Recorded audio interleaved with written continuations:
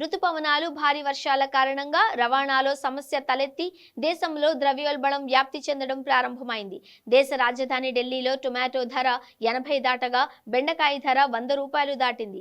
మరోవైపు కోల్కతా మార్కెట్లో కూరగాయలు, కోడిగుడ్లు, కోడి మాంసం రీటైల్ ధరలు అధికంగా ఉండడంతో సామాన్యుల కష్టాలు బాగా పెరిగాయి. కోల్కతాలో కూరగాయల ధరలలో ఎంత పెరుగుదల కనిపించిందో తెలుసుకుందాం.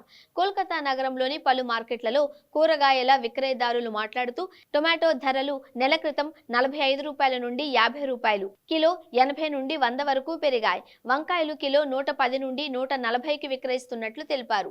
జూన్ ప్రారంభంలో ధరతో పోలిస్తే ఇది దాదాపు 150% పెరిగింది. కాకరకాయ, పచ్చిమిర్చి వంటి అనేక ఇతర కూరగాయల ధరలు కూడా సగటున 50% పెరిగాయి. స్థానిక మార్కెట్లలో కోడిగుడ్లు, కోడి మాంసం ధరలు 20 నుండి 30% పెరిగాయి. పశ్చిమ బెంగాల్ వెండర్స్ అసోసియేషన్ కు సంబంధించిన ఒక మూలం మీడియాలో ఇప్పుడు ఇతర రాష్ట్రాల నుండి టొమాటోలు బెంగాల్కు వస్తున్నాయని చెప్పారు.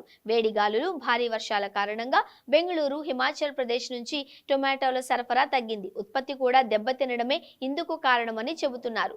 కేంద్ర ప్రభుత్వం రైతులకు ఎరువులు, రవాణా రాయితీల్లో సహాయం తగ్గించడంతో ప్రజలు ద్రవ్యోల్బణాన్ని ఎదుర్కొంటున్నారని, వాతావరణ పరిస్థితులు కూడా పరిస్థితిని మరింత దిగజార్చాయి అని వ్యవసాయ మంత్రి శోభం దేవ్ చటోపాధ్యాయ్ అన్నారు. పశ్చిమ బెంగాల్ ప్రభుత్వం మన రైతులకు నిరంతర సహాయం చేస్తోందని తృణమూల్ కాంగ్రెస్ నాయకుడు చటోపాధ్యాయ్ అన్నారు. ముడి సరుకు ధరలు పెరగడంతో రైతులు నష్టపోతున్నారు. మరోవైపు కేంద్రం రకరకాల సబ్సిడీలతో కోత పెడుతోంది. దీంతో రైతులు, సామాన్యులు ఆందోళన చెందుతున్నారు.